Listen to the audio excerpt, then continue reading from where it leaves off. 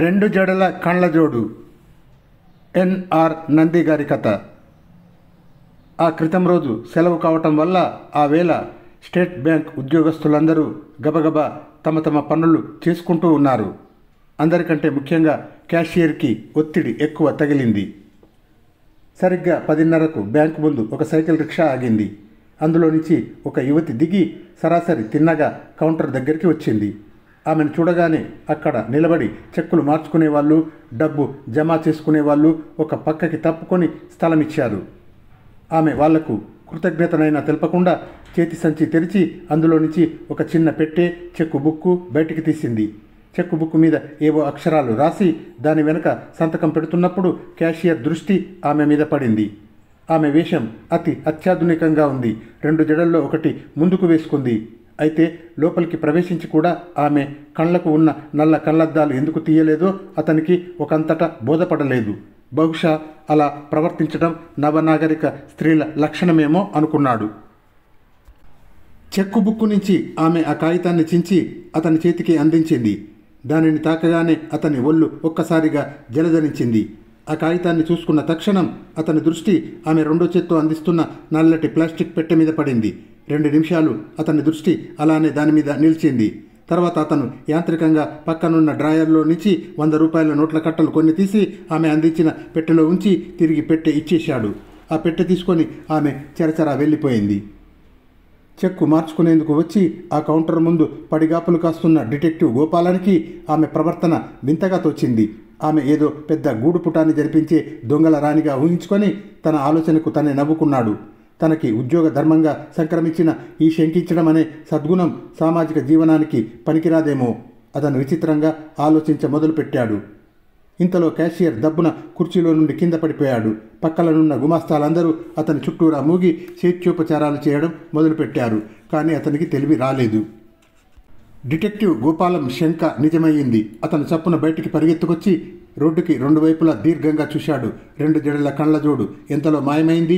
వెంటనే ద్వారం దగ్గర కాపలా ఉన్న గూర్ఖావాన్ని, పలానా విలాసిని అలా వెళ్ళడం చూశాడేమో అడిగాడు.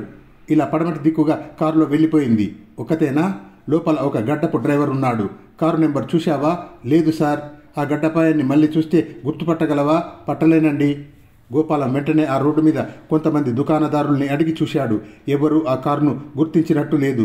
క్రాస్ రోడ్స్ దగ్గరున్న ట్రాఫిక్ పోలీస్ కూడా గుర్తులేదు. గోపాలం నిరాశతో చప్పున వెనక్కి తిరిగి బ్యాంకులోకి వచ్చాడు. క్యాషియర్కి ఇంకా తెలివి రాలేదు. అతను క్యాషియర్ డ్రాయర్ దగ్గరికి వచ్చి చూశాడు. 2 జడల కళ్ళజోడు ఇచ్చిన చెక్కు కాగితం ఇంకా బల్ల మీద అలానే ఉంది. అతను వంగి దాన్ని చూశాడు. ఆశ్చర్యం! దాని మీద ఎలాంటి రాతలు కనిపించలేదు. కాగితాన్ని పెన్సిల్తో తిప్పి చూశాడు. అటువైపు తెల్లగా ఉంది. ఇంతమంది ఎదురుగా ఆమె పెన్ను తీసి సంతకం పెట్టింది. కానీ ఇప్పుడు ఎలాంటి సిరా మార్కులు కనిపించవేం? ఇదంతా మరి విచిత్రంగా తోచింది. అతను ఆ కాగితాన్ని జేబులో పెట్టుకొని క్యాషియర్ని హాస్పిటల్కి చేర్పించమన్నాడు. డాక్టర్ రామారావు ఆపరేషన్ రూమ్ నుంచి బయటికి వచ్చి గోపాలాన్ని తనతో రమ్మనమని సంజ్ఞ చేశాడు. ఇద్దరు ప్రైవేట్ రూమ్లోకి వెళ్ళి కూర్చున్నారు. ఇతని మెదడులోని జ్ఞాపకశక్తి భాగాన్ని ఏవో చిత్రమైన విద్యుత్ తరంగాలు చుట్టుముట్టేశాయి. అయితే ఇతను పూర్తిగా బాగుపడడు అంటారా? ఎందుకు బాగుపడడు? వారం దినాల్లో పూర్తిగా కోలుకుంటాడు. కానీ అతనికి ఆ వేళ బ్యాంకులో జరిగిన సంఘటన జ్ఞాపకం ఉండకపోవచ్చు. గోపాలానికి పిచ్చెత్తినట్టయింది. బ్యాంకులో మోసం జరిగి ఇప్పటికి సరిగ్గా 10 రోజులైంది. కానీ ఇంతవరకు ఈ కేసుకు సంబంధించిన క్లూ దొరకలేదు. చిత్రలేఖనంలో తనకున్న పరిజ్ఞానాన్ని అంతా కూడదీసుకొని ఆ వేళ తను చూసిన 2 జడల కళ్ళజోడును చిత్రించి కాపీలు తీయించి దేశంలో పెద్ద పెద్ద అపరాధ పరిశోధకులకు అందరికీ పంపించాడు. ఆమె ఇచ్చిన చెక్కు కాగితాన్ని అల్ట్రా వైలెట్ కిరణాల సహాయంతో పరీక్షించి దాని మీదనున్న 2 వేలి ముద్రలను కూడా చిత్రాలు తీసి ఆ చిత్రాలకు జత చేశాడు. కానీ ఇంతవరకు పిసరంత వార్తైనా తెలియలేదు. డాక్టర్ రామారావు కాసేపు ఆలోచించిన వాడల్లే ఉండి తర్వాత మెల్లగా అన్నాడు. మెదడును విద్యుత్ తరంగాలు చుట్టుముట్టడమేమిటి విచిత్రంగాని? అసలు ఇదెలా సాధ్యం అని క్షణం మౌనం తర్వాత గోపాలాన్ని ప్రశ్నించాడు. మీరు ఆ స్త్రీ అందించిన పెట్టెను చూశామన్నారు కదా, అది ఎలా ఉంది? వ్యానిటీ బ్యాగ్లా ఉంది చూడ్డానికి. నల్లని రంగు, ప్లాస్టిక్ కవర్, పెట్టె మధ్యలో మాత్రం గుండ్రంగా రూపాయి కాసంత జాలి ఉంది అన్నాడు గోపాలం. ఆ పెట్టెలోనే ఏదో రహస్యం ఉండొచ్చు. అంటే మీ ఉద్దేశం? ఆ జాలి అన్నారే, దానిలో నుంచే విచిత్రమైన విద్యుత్ తరంగాలు ప్రసారమవుతూ ఉండొచ్చు అని చప్పున ఏదో జ్ఞాపకం వచ్చినవాడ్లా, ఆ పెట్టెని మీరంతా చూశారుగా, కానీ ఆ రియాక్షన్ మీలో రాకుండా కేవలం ఒక్క క్యాషియర్లోనే రావాల్సిన అవసరం ఏముంది? ఈ సైంటిఫిక్ డిటెక్షన్ గోపాలానికి ఏమీ అర్థం కావటం లేదు. రామారావు మళ్ళా ఏదో స్ఫురించిన వాడ్లా గోపాలం వైపు చూసి ఆమె అందించిన చెక్కును అతను తాకి చూసిన వెంటనే అతని దృష్టి ఆమె అందించిన పెట్టె మీద పడిందా అని ప్రశ్నించాడు. అవును. అయితే ఆ కాగితానికి ఆ పెట్టెకు ఏదో సంబంధం ఉండి ఉంటుంది. నడవండి, వెళ్ళి చెక్కు కాగితాన్ని పరీక్షిద్దాం. ఇద్దరు లేబొరేటరీలోకి వెళ్ళారు. 2 జడల కళ్ళజోడు వదిలి వెళ్ళిపోయిన కాగితాన్ని డాక్టర్ రామారావు చాలా జాగ్రత్తగా ఉంచాడు. ఇన్నాళ్ళు దాని మీద ఉన్న గుర్తుల్ని పోలిక పట్టడానికే ప్రయత్నించాడు, కానీ అది నిజంగా కాగితమో కాదో అని ఎప్పుడూ పరీక్షించలేదు. ఇప్పుడొక అనుమానం తట్టాక ఆ కాగితాన్ని ఆమూలాగ్రం పరిశోధించాలనుకున్నాడు. కాగితాన్ని ఎలక్ట్రాన్ మైక్రోస్కోప్లో పెట్టి చూశాడు. చాలా విచిత్రంగా కనిపించింది. ఇది కాగితం కాదండి, ఒక విధమైన కొత్త లోహం. దీని అణువులు ఎలక్ట్రాన్లు, ప్రోటాన్లు విచిత్రంగా కలిసి ఉన్నాయి అని మైక్రోస్కోప్లోంచి కాగితాన్ని తీసి చివరి అంచుల్ని కొద్దిగా కత్తిరించి కొన్ని రసాయనిక ద్రవాలతో కలిపి చూశాడు. అది ఏ పదార్థంతోనూ రసాయనిక సంయోగం చెందటం లేదు. వేడి చేసి చూశాడు, కాలలేదు. కనీసం వేడైనా ఎక్కలేదు. ప్రత్యేకమైన పద్ధతిలో 2000 డిగ్రీల సెంటీగ్రేడ్ వరకు వేడిగాలి దాని మీద పంపి చూశాడు. కాగితం కాలలేదు. ఎలాంటి రసాయనిక విశ్లేషణ జరగలేదు. అతనికి ఒకంతటా బోధపడలేదు. ఆ కాగితం ముక్కలోంచి విద్యుచ్ఛక్తి పంపించాడు. విద్యుత్తు దానిలోంచి చాలా తక్కువ నిరోధంతో ప్రవహిస్తుంది. ఆ కాగితం చుట్టూ మాత్రం చాలా బలమైన అయస్కాంత శక్తి ఉత్పత్తి అవుతుంది. ఈ అయస్కాంత శక్తి ఇనుము, ఉక్కు మొదలైన వాటినే కాకుండా పాదరసాన్ని, బంగారాన్ని, యురేనియంను కూడా బలంగా ఆకర్షిస్తుంది. యురేనియంను దగ్గర పెట్టి ఆ కాగితం నుండి విద్యుత్తును పంపించినప్పుడు కాగితం అణువుల నుండి ఎలక్ట్రాన్లు చిందరవందరగా యురేనియంలోకి ప్రవహిస్తున్నాయి. దీన్ని బట్టి ఈ కాగితంలో రేడియో ధార్మిక శక్తి ఉందని నిశ్చయించుకున్నాడు. వెంటనే కాగితాన్ని ఒక ఫోటోగ్రాఫిక్ ప్లేట్ మీద పెట్టి తక్షణమే తీసేసి డెవలప్ చేసి చూశాడు. ఆశ్చర్యం! నెగిటివ్ అంతా తెల్లని కాగితంలా తయారైంది. మధ్య మాత్రం నల్లని ఇంగ్లీష్ అక్షరాలు కొన్ని ప్రింట్ పడ్డాయి. వాటిని డాక్టర్ రామారావు చదివాడు. నీ దగ్గరున్న డబ్బంతా ఈ పెట్టెలో పెట్టు. ఈ అక్షరాలను గోపాలం చూసి, మీరు చెప్పింది నిజమే, ఈ కాగితానికి ఆ పెట్టెకి ఏదో పెద్ద సంబంధం ఉంది అన్నాడు. ఈ కాగితం నుంచి విచిత్రమైన రేడియో యాక్టివ్ కిరణాలు బయటికి వస్తూ ఉన్నాయి. ఈ కాగితాన్ని తాకి దాని మీద అక్షరాలు చూసినప్పుడు క్యాషియర్కు విచిత్రం అనిపించి అతని దృష్టి పెట్టె మీద పడి ఉంటుంది. అప్పటికే కాగితాన్ని తాకడం వల్ల అతని మస్తిష్కంలో ఒక చలనం కలిగి ఉంటుంది. ఆ చలనంలో మరింత సంచలనాన్ని ఆ పెట్టెలో నుంచి బహిర్గతమయ్యే విద్యుత్ తరంగాలు కలిగించి ఉంటాయి. ఆ క్షణం నుంచి అతని మెదడు అతని స్వాధీనంలో నుంచి తప్పుకుంది. అందుకే అతను ఆ కాగితంలో రాసి ఉన్నట్టు తన దగ్గర ఉన్న డబ్బంతా పెట్టెలో పెట్టేశాడు. అది ఇచ్చేశాక ఆ యువతి పెట్టె తీసుకెళ్లిపోయింది. వెంటనే అతని మెదడును కంట్రోల్ చేస్తూ ఉన్న విద్యుత్ తరంగాలు దూరమై అతను స్పృహ తప్పి పడిపోయాడు. అయితే ఈ అక్షరాలు వెంటనే మాయమైపోయాయి. ఆమె కలంలోనిది సిరా కాదు, ఏదో విచిత్రమైన రసాయనిక ద్రవం అయి ఉంటుంది. అది క్షణం పాటు కాగితం మీద సిరాల తలుక్కుమని మాయమైపోతుంది. కానీ ఆ ద్రవం అది రాయబడినంతవరకు మచ్చలా తేరిపోతుంది. అందుచేత మనకి ఫోటోలో ఆ రాతంతా మచ్చదేరి అలా అచ్చులా కనిపించింది. డిటెక్టివ్ గోపాలానికి ఒక పక్క ఆశ్చర్యము, ఆనందము కలుగుతున్నాయి. కానీ అసలు దొంగని పట్టడం సాధ్యం కాదు. ఈ దొంగ తలలోని సరుకు బలమైంది. దాన్ని పట్టడానికి వజ్రమే కావాలి. ఇంత తెలివైన దొంగతనం జరిపించే వ్యక్తి సామాన్యుడై ఉండడు. ఎవడో పెద్ద శాస్త్రవేత్త అయి ఉంటాడు. అతన్ని పట్టడం మాటలు కావు. కానీ ఒక విధంగా అయితే సాధించగలం. కొన్నాళ్ల పాటు నేను ఈ విచిత్రమైన కాగితం మీద ప్రయోగాలు చేస్తాను. దీనిలో ఏవైనా పదార్థాలు కలిసి ఉంటే అవి ఎక్కడెక్కడ దొరుకుతున్నాయో వాటిని బట్టి ఆ వ్యక్తిని ఆరా తీయవచ్చు. గోపాలం థ్యాంక్స్ చెప్పి వెళ్ళిపోయాడు. సరిగ్గా 2 వారాల తర్వాత డాక్టర్ రామారావు దగ్గర నుంచి గోపాలానికి పిలుపు వచ్చింది. మరో ఖూనీ కేసులో పరిశోధనలు జరుపుతున్నా వాటన్నిటినీ విడిచిపెట్టి నిమిషాల మీద రామారావు వద్ద వాలాడు. రామారావు గోపాలాన్ని కూర్చోమని తను తయారు చేసిన పెద్ద రిపోర్టు అతనికి చూపించాడు. రిపోర్టు ప్రకారం ఆ కాగితం 4 పదార్థాల మిశ్రమం. అందులో 3 వాయువులు, ఒకటేమో యురేనియం. ఆ 3 వాయువులు మామూలుగా మనం పీల్చే గాలిలో కనిపించవు. వాటితో ఏ విధానం వల్లనైనా రసాయనిక సంయోగం చెందవు. అవి 3 కొత్త లోహాల నుండి తయారు చేసినవే. ఆ లోహాలు 3 ప్రపంచమంతట్లోకి ఈ ప్రాంతంలోనే ఎక్కువ దొరికే అవకాశం ఉంది. అందువల్ల ఆ దొంగ ఈ ప్రాంతాలకి చెందినవాడై ఉండాలి. అయితే ఈ 3 కొత్త లోహాల గురించి, వాటి వాయువుల గురించి మొన్న జరిగిన అంతర్జాతీయ శాస్త్రజ్ఞుల మహాసభలో చర్చింపబడింది. దాన్ని ఆధారంగా చేసుకొని ఈ కాగితాన్ని ఎవరైనా తయారు చేసి ఉంటారు. ఇది విద్యుత్ తరంగాలను స్వతహా కొద్దిగా ప్రసారం చేయగలదు. రేడియో, వైర్లెస్ మొదలైన వాటిల్లో దీనిని ఉపయోగించవచ్చు అని డాక్టర్ రామారావు చప్పున ఆగిపోయి ఏదో ఆలోచించసాగాడు. ఏమిటి ఆలోచిస్తున్నారు? గోపాలం అడిగాడు. ఈ మధ్య పేపర్లో ఇప్పుడు చదివినట్టు జ్ఞాపకం. విద్యుత్ శక్తి అవసరం లేకుండా బలమైన విద్యుత్ తరంగాలు ప్రసారం చేసే రేడియో స్టేషన్లు, రిసీవర్లు తయారు చేయొచ్చనే వార్త. ఏ పేపరో జ్ఞాపకం లేదు, కానీ ఏదో అమెరికన్ మ్యాగజైన్. అది ఇండియాలో ఎవరో సైంటిస్టు కనిపెడుతున్నాడట. ఇదే నిజమైతే ఆ విద్యుత్తు లేని రేడియోలన్నిటికీ ఈ కాగితం సూత్రమే ఆధారం. అది మీరు కనుక్కోండి. పోనీ ఆ మ్యాగజైన్ ఎప్పటిదో జ్ఞాపకం ఉందా? 5-6 నెలల క్రితం చూశాను. గోపాలం వెంటనే అమెరికాలోని సైన్స్ మ్యాగజైన్లు అన్నిటికీ రాశాడు.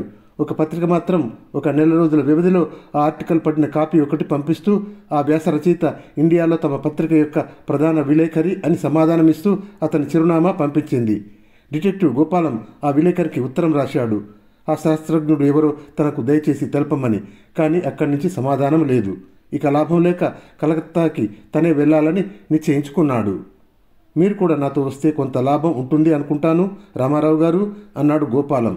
రామారావు కాసేపు తటపటాయించి ఒప్పుకున్నాడు.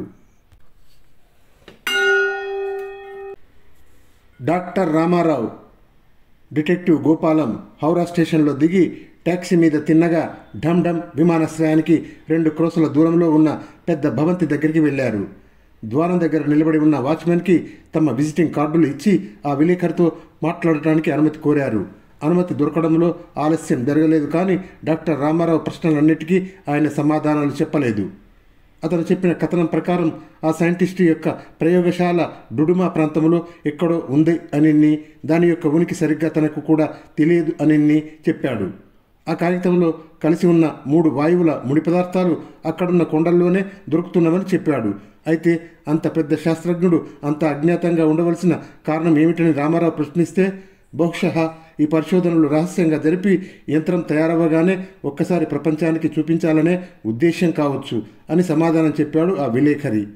ఆ శాస్త్రజ్ఞుని పేరు చెప్పగలరా? క్షమించాలి, పోనీ అతను ఏ జాతీయుడో చెప్పగలరా? భారతీయుడు మాత్రం కాదు.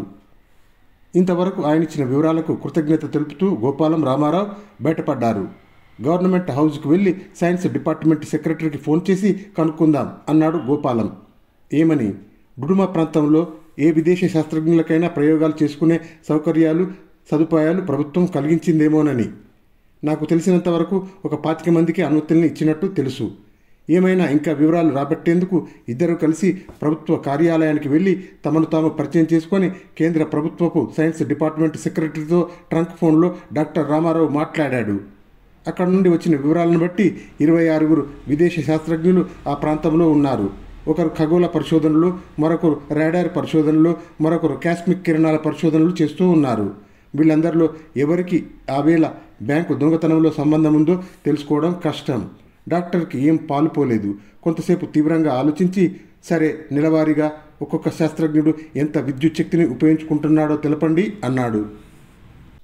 అవతలి కంఠం క్షణం నిశ్శబ్దం తర్వాత వరుసగా ఒక్కొక్క శాస్త్రజ్ఞుని కరెంటు ఖర్చు చెప్పింది.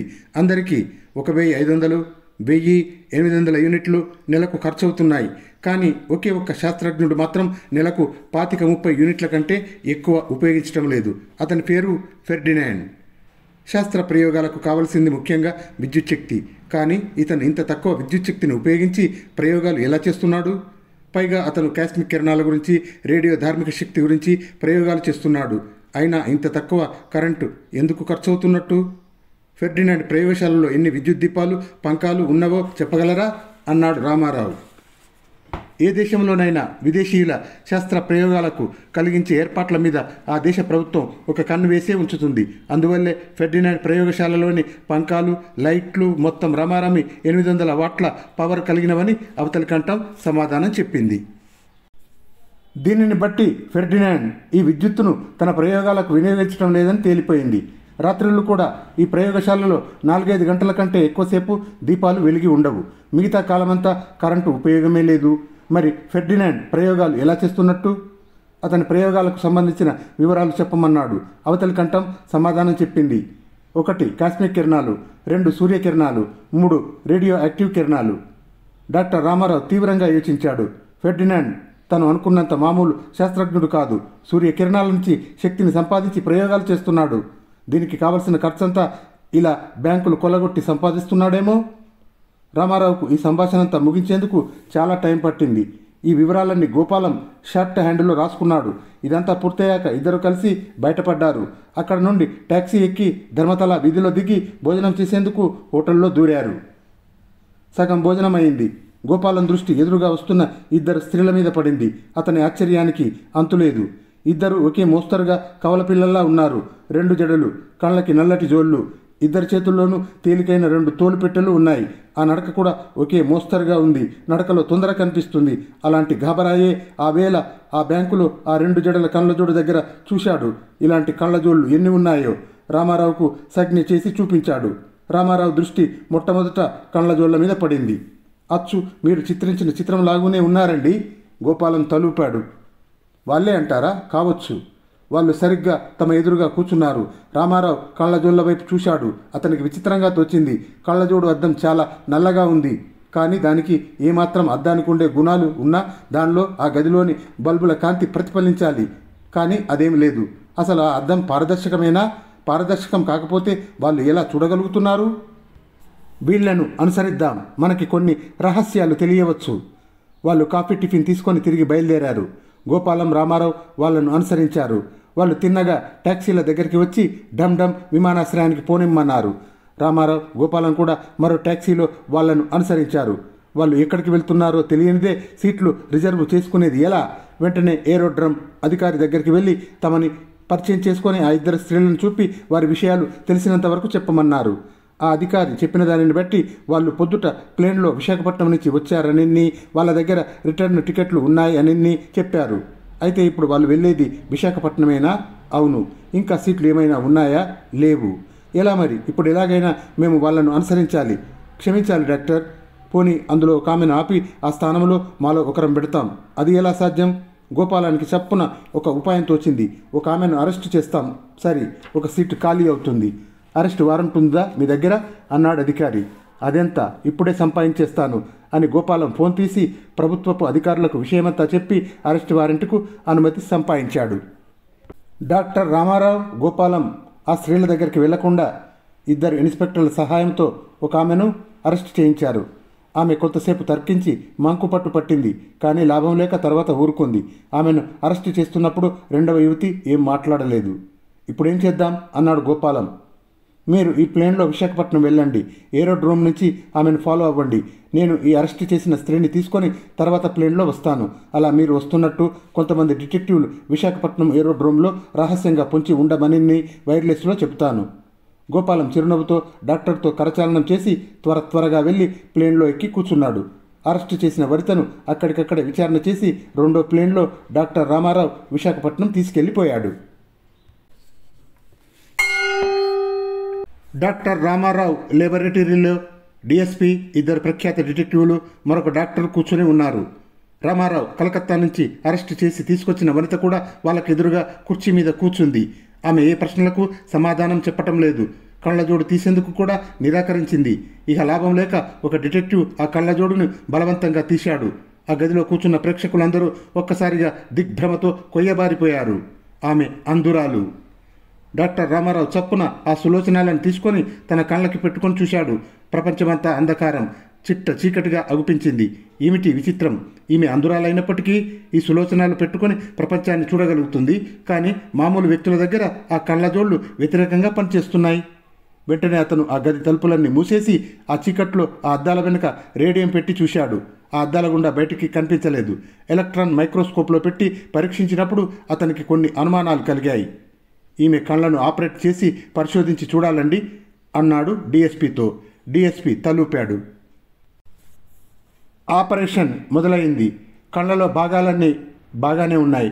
కానీ అంతఃపటలాన్ని మాత్రం ఎవరో కత్తిరించి తీసేసినట్టు కనిపిస్తుంది. అంతఃపటలం నుంచి మెదడులోని దృష్టి భాగానికి వెళ్లే నరాలన్నీ కత్తిరింపబడి ఉన్నాయి. వాటి స్థానే 2 సన్నని తీగల్లాంటి కండరాలు మెదడు నుంచి కంటి నల్లని పాప వరకు కలపబడి ఉన్నాయి. ఈ కృత్రిమ కండరాల వల్లే ఆమె ఆ కళ్ళజోడు నుండి తిన్నగా ఎదుటి వస్తువుల ఆకారాన్ని మెదడులోని దృష్టి భాగం నుంచి గ్రహించగలుగుతుంది. ఇలాంటి విచిత్రం మానవ శరీర శాస్త్రంలో సాధించవచ్చని అతను అనుకున్నాడు. కానీ అంతఃపటలం లేకుండా ప్రపంచాన్ని ఆ విచిత్రమైన అద్దాల సహాయంతో చూడవచ్చని అతను ఊహించలేదు ఎప్పుడు. అయితే ఈమెను అందురాల్ని చేయడంలో ఆ వింత శాస్త్రజ్ఞుని భావం ఏమై ఉంటుంది? తర్వాత అతను మెదడును ఆపరేట్ చేసి చూశాడు. మెదడులో అన్ని భాగాలు బాగానే ఉన్నాయి, ఒక్క జ్ఞాపక శక్తి తప్ప. అయితే ఆ జ్ఞాపక శక్తిని ఆ శాస్త్రజ్ఞుడు బలమైన విద్యుత్ తరంగాలతో నాశనం చేసేయడం వల్ల ఎంత ప్రయత్నించినా ఆమె భూతకాలంలో జరిగిన సంఘటనలని జ్ఞప్తికి తెచ్చుకోగలదన్నమాట వట్టి మాట. ఆపరేషన్ వల్ల ఆమెకు దృష్టి వచ్చేస్తుంది. ఈ మధ్యలో డిఎస్పి ఆ స్త్రీతో పాటు ఉన్న తోలుపెట్టెను తెరిచి చూశాడు. అందులో ఒక చెక్కు పుస్తకము, ఒక కలము, ఒక నల్లని ప్లాస్టిక్ పెట్టె కనిపించింది. అవి బయటికి తీసేసరికి వాటి కింద 100 రూపాయల నోట్ల కట్టలు కొన్ని కనిపించాయి. అవన్నీ మొత్తం 6 లక్షలు ఉన్నాయి. డాక్టర్ రామారావు ఆపరేషన్ గది నుంచి బయటికి వచ్చాడు. డిఎస్పి పరీక్షిస్తున్న పెట్టె గప్పున తీసుకున్నాడు. దీని గురించే చూస్తున్నాను అని ఆ కళాన్ని, చెక్కు పుస్తకాన్ని, పెట్టెను తీసుకొని లోపలికి వెళ్ళాడు. ఆ వస్తువులకు ఉన్న పరస్పర సంబంధాన్ని అతను సూక్ష్మంగా పరిశీలించి చూశాడు. తను ఊహించినవన్నీ నిజమే. ఆ పెన్నులో ఉన్నది సిరా కాదు, ఒక రసాయనిక ద్రవం. అది చెక్కు పుస్తకంలో విచిత్రమైన కాగితం మీద రాసినప్పుడు సిరాలాగునే అగుపిస్తుంది. కానీ అది 3 నిమిషాల కల్లా మాయమైపోతుంది. అయితే కాగితంలోని అణువులతో ఈ ద్రవం సంయోగం చెందటం వల్ల అక్కడికి ఆ రాత నల్లగా అయిపోతుంది. అది ఫోటో వల్ల కానీ తెలియదు. ఆ కాగితాన్ని తాకి ఆ పెట్టె వేపు చూసినప్పుడు ఆ పెట్టె నుంచి వెలువడే విద్యుత్ తరంగాలు ఎలాంటి బలమైన మస్తిష్కాన్నైనా వికలం చేసి పారేస్తాయి. ఆ పెట్టెలో రమారమి 1,00,000 కిలోవాట్ల శక్తి కలిగిన విద్యుత్ శక్తి ఒక తీగ ద్వారా ప్రసారమవుతూ ఉంటుంది ఎప్పుడు. అలా బహిర్గతమయ్యే విద్యుత్తు ఆ కాగితాన్ని తాకి చూసిన వ్యక్తి కళ్ళ ద్వారా మెదడులోని భాగాలు అన్నింటినీ చుట్టుముట్టేస్తుంది. అయితే ఎప్పుడు ఇలా మాయమైపోతున్న విద్యుత్ శక్తి తిరిగి దానిలో కాస్మిక్ కిరణాల శక్తి వల్ల మామూలు పాలులో నష్టపూర్వకం అవుతుంది. ఇదంతా చూశాక రామారావు వాళ్ళను ప్రశ్నించాడు, ఎవరిని ఇందులో శిక్షించడము?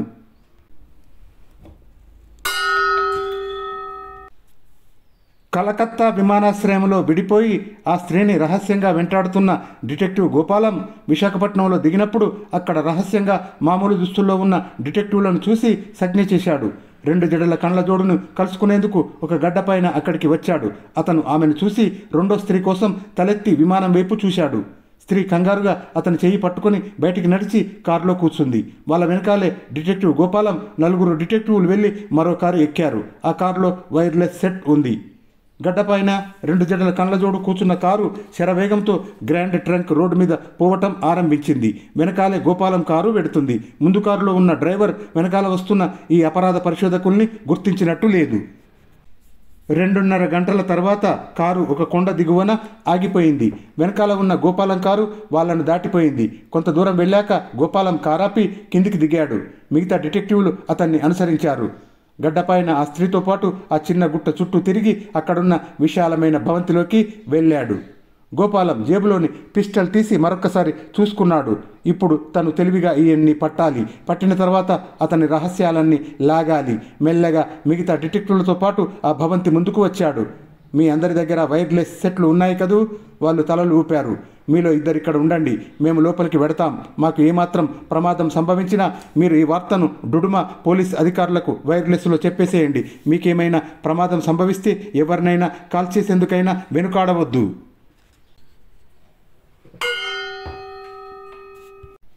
గోపాలం తన అసిస్టెంట్ జాఫర్తో పాటు ఆ భవంతి ప్రాంగణంలోకి వచ్చాడు. ఇంటికి ముందు రమారమి 100 అడుగుల ఎత్తుగల పెద్ద స్తంభం ఉంది. దానికి చుట్టూ కొన్ని లక్షల అద్దం ముక్కలు ఫేముల్లో బిగించి ఉన్నాయి. స్తంభం దిగువన పెద్ద పల్లెం లాంటిది మెరుస్తూ ఉంది. ఈ స్తంభం సూర్యరశ్మిని గ్రహించే పరికరమై ఉండవచ్చని గోపాలం అనుకున్నాడు. ఈ సూర్యరశ్మి నుండే డాక్టర్ రామారావు అన్నట్టు ఈ శాస్త్రవేత్త విద్యుత్ శక్తిని సంపాదిస్తూ ఉండవచ్చు. మరి 2 అడుగులు ముందుకు వేసి తల ఎత్తి చూసేసరికి భవంతిపైన ఓ పెద్ద గాలిపటం లాంటిది గాలిలో ఊగుతూ ఉంది. ఇది కాస్మిక్ కిరణాలు క్రోడీకరించే సాధనమై ఉంటుందనుకున్నాడు. మరి 2 అడుగులు ముందుకే వేశాడు. ద్వారం దగ్గరున్న కాపలవాడు ముందుకు వచ్చి, ఎవరు మీరు అని ప్రశ్నించాడు. గోపాలం తడుముకోకుండా అబద్ధం చెప్పాడు. తాము ఒక అమెరికన్ పత్రిక విలేకరులమని, డాక్టర్ ఫెర్డినాండ్తో పనుండి వచ్చామని చెప్పాడు. నౌకర్ నిజమని నమ్మి లోపలికి వచ్చి డ్రాయింగ్ రూమ్లో కూర్చోమని చెప్పాడు. మరొక అరగంటలో గడ్డపైన డ్రాయింగ్ రూమ్లోకి వచ్చాడు. గోపాలాన్ని చూసి టక్కున బ్రేక్ వేసినట్టు ఆగిపోయాడు. అతని ముఖంలో రంగులు మారాయి. అతని కంగారును గోపాలం గుర్తించకపోలేదు. అయినా సరే లేచి నిలబడి అభివాదన చేస్తూ తను ఒక సైన్స్ పత్రికకు భారతదేశంలో విలేకరినని పరిచయం చేసుకున్నాడు. ఏం కావాలి మీకు? డాక్టర్ ఫెర్డినాండ్ ప్రశ్నించాడు. 4 నెలల క్రితం ఎక్స్ పత్రికలో మీ పరిశోధనలకు సంబంధించిన కొన్ని వివరాలు చదివి చాలామంది పాఠకులు మా పత్రిక కూడా అలాంటి వివరాలతో వ్యాసాలను ప్రచురించమని లేఖలు రాశారు. అలాగా విద్యుత్ శక్తి అవసరం లేకుండా రేడియో లాంటి పరికరాలు నడపవచ్చని మీరు ఒక చిత్రమైన పదార్థాన్ని కనిపెట్టారట. ఆ పదార్థానికి కావలసిన ముడి వస్తువులన్నీ ఇక్కడే దొరుకుతాయా? సమాధానం చెప్పడానికి అతడు కొంత వ్యవధి తీసుకున్నాడు. ఇచ్చిన సమాధానమైన శుద్ధ అబద్ధమని గోపాలానికి అర్థం కాకపోలేదు. మీరు కనిపెట్టిన ఈ కొత్త పదార్థం ఎన్ని డిగ్రీల దగ్గర మరుగుతుంది? 840 డిగ్రీల సెంటీగ్రేడ్ దగ్గర. ఇది ఒట్టి అబద్ధం. ఆ వేళ డాక్టర్ రామారావు 2000 డిగ్రీలు సెంటీగ్రేడ్ వరకు వేడిగాలిని ఆ కాగితం మీదకి పంపినా అది కనీసం వేడైనా అంతగా ఎక్కలేదు. పోనీ మీ కొత్త పదార్థం రాయి వలె గట్టిగా ఉంటుందా లేక ప్లాస్టిక్ గుడ్డలా వంగుతుందా? ఈ ప్రశ్నతో డాక్టర్ ఒక తిరస్కార భావంతో సమాధానం ఇచ్చాడు. వజ్రం కంటే గట్టిగా ఉంటుంది. గోపాలం ఇహ సహనముతో ఉండలేకపోయాడు. డాక్టర్ ఫెర్డినాండ్, తమకు సమాధానాలు ఇవ్వడానికి ఇష్టం లేకపోతే మమ్మల్ని బయటికి వెళ్ళిపోమనండి, కానీ ఇలాంటి తప్పుడు విషయాలను చెప్పి మా పత్రికను మాత్రం పాఠకుల దృష్టిలో చులకన చేయకండి. ఆహా, అలాగటండి, మీకు ఒక పత్రిక ఉందా? మీరొక విలేకరా? అని అతను కుర్చీలోంచి లేచిపోయి మెల్లగా ద్వారం వైపు వెళ్ళబోయాడు. కానీ గోపాలం జేబులోని పిస్టల్ చప్పున తీసి అరిచాడు. అక్కడే ఆగిపోండి, లేకపోతే కాల్ చేయవలసి వస్తుంది. గోపాలం ఈ మాటలు అన్నాడు. పక్కనున్న జాఫర్ వెంటనే వైర్లెస్లో బయట ఉన్న మిగతా ఇద్దరిని తొందరగా లోపలికి రమ్మనమని చెప్పాడు. వాళ్ళు లోపలికి రానేలేదు. వెనుక నుంచి దర్వాజ్ వచ్చి గోపాలాన్ని జాఫర్ని కింద పడేసి పిస్తోల్ లాక్కున్నాడు. డాక్టర్ ఫెర్డినాండ్ ఆ పిస్తోల్ తీసుకొని వాళ్ళిద్దరిని కాల్ చేసే లోపున బయట నుంచి 2 డిటెక్టివ్లు వచ్చి పరిస్థితి మించిపోయిందని ఫెర్డినాండ్ చేతి మీద కాల్చారు. అది గురితప్పి అతని గుండెల్లో తగిలింది. అతను అక్కడికక్కడే నేలకు ఒరిగిపోయాడు. దర్వాన్ చేతికి బేడీలు పడ్డాయి. డిటెక్టివ్లందరూ ఆ భవంతిని గాలించడం మొదలుపెట్టారు. లోపల విశాలమైన హాల్లో రకరకాల విలువైన సైన్స్ పరికరాలు ఉన్నాయి. ఆ గదికి పైన టాపు లేదు. పైన మాత్రం రమారమి 6 అడుగుల వ్యాసంగల 4 భూతద్దాలు అమర్చి ఉన్నాయి. ఆ 4 నుంచి సూర్యకిరణాలు కిందికి ఒక కేంద్రం మీద చిన్న చుక్కగా పడుతున్నాయి. ఆ కేంద్రమే డాక్టర్ ఫెర్డినాండ్ పరిశోధనలకు ప్రాణం. ఆ గదిలోనే ఒక మూలగా తను వెంటపడిన 2 జడల కళ్ళజోడు ఆ కళ్ళజోడు తీయకుండా ఏదో టైప్ చేసుకుంటుంది. ఆమె పక్కన ఆమె పట్టుకొచ్చిన సూట్ కేసు తెరిచి ఉంది. దాని నిండా 100 రూపాయల నోట్ల కట్టలు ఉన్నాయి. ఆమెను అరెస్టు చేయండి. ఆమె చేతికి బేడీలు పడ్డాయి. ఇంతలో డుడుమా నుంచి రిజర్వ్ పోలీసులు వచ్చారు. ఆ భవంతిని అంతని వాళ్ళను కాపలా కాస్తా ఉండమని చెప్పి గోపాలం ఆ శవాన్ని ఆ యువతిని తీసుకొని విశాఖపట్నం వెళ్ళాడు. అసలు దొంగని ప్రాణాలతో పట్టుకోలేకపోయాం. అయినా అతను డిస్ట్రక్షన్కి వినియోగించిన పరిశోధనలను కన్స్ట్రక్షన్కి వినియోగిద్దామన్నాడు రామారావు. ఆ 2 స్త్రీల కళ్ళని తిరిగి ఆపరేట్ చేసేందుకు ఆపరేషన్ గదిలోకి వెడుతూ.